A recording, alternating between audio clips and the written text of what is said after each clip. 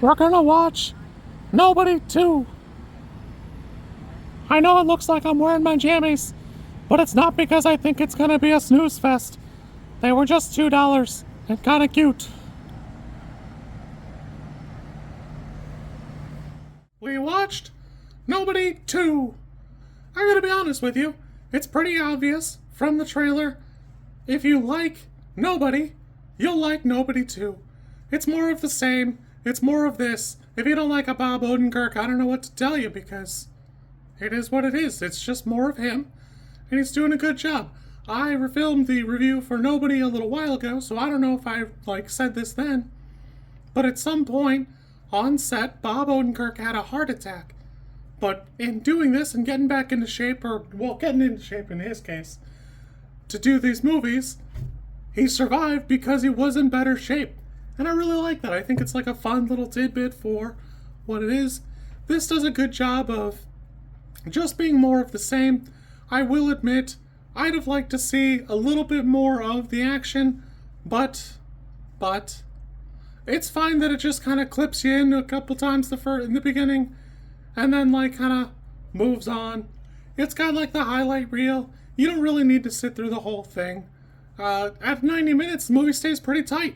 I didn't feel like it was a 90-minute movie, and I felt kind of apprehensive because most good action movies take a little bit longer to cook. And as a sequel, it really could go either way.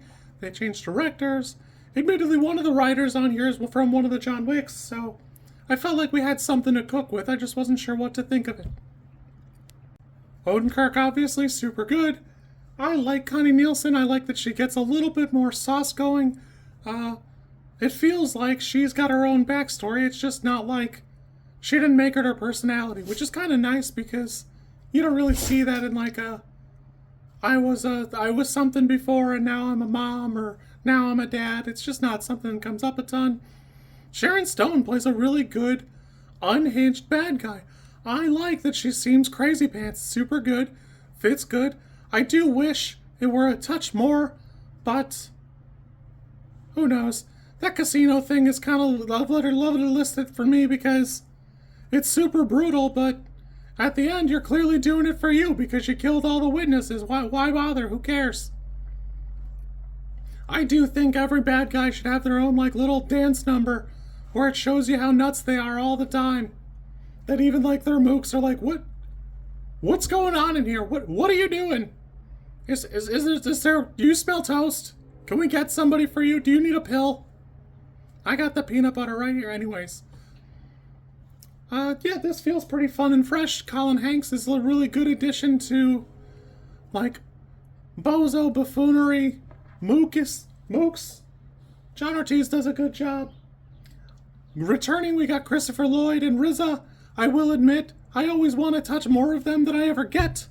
And I think they do a decent job. Christopher Lloyd's moments could be a little bit more and a little bit better, but I think they're good. I think they do a good job, and we don't really need to have a whole thing for it. I thought there would be more of it. I don't know. If it matters, Colin Salmon really does a great job bringing home there being a rich world out there that doesn't have to be sophisticated the way John Wicks is. It just is a world, and there's other stuff going on in it. And, he's a point of contact. That's all he needs to be. He doesn't need to be more than that. I think that's a great addition. But whatever. My father pointed out to me that it's a different director, and again, it's a 90-minute movie, so I had a lot of apprehension going in here. I wasn't sure what to expect. Timo really does a great job. I think Timo Tjahjanto has a good, if he wants to do more of this, I think he can do great. This all feels pretty fresh. Everything looks pretty good. I like these set pieces. We've seen carnival stuff, Hall of Mirrors. I could never see another Hall of Mirrors action scene if we're not going to do more buffoonery in it, but this is pretty good. I think they do a good job. Everything feels fresh and, good goes the other well.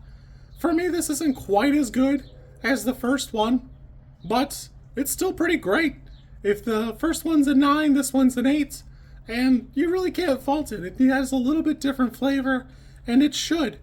It's still a really high-end dad movie at the end of the day, but there's really nothing wrong with that. There's good parts about it. You know, I really can't find any, like, if I didn't like it, I'm sure I would find more flaws. The only thing I didn't like personally is they cut away from the one scene when he goes back to the warehouse, but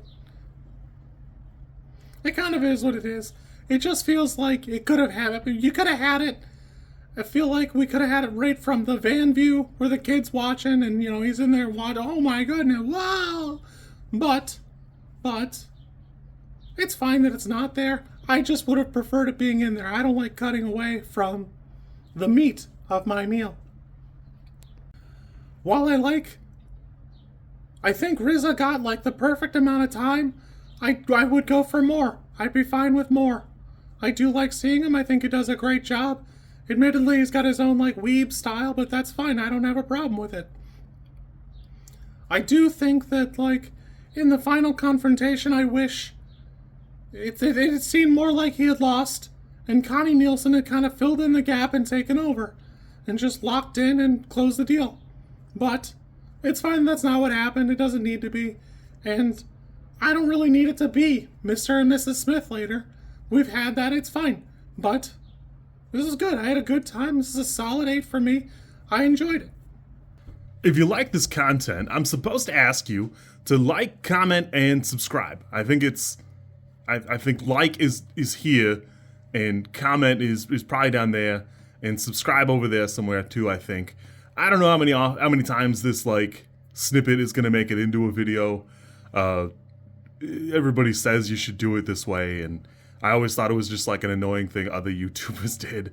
And as you know, I am bad at editing, so if you like it, great, I'm happy for you. If you don't like it, I'm sorry.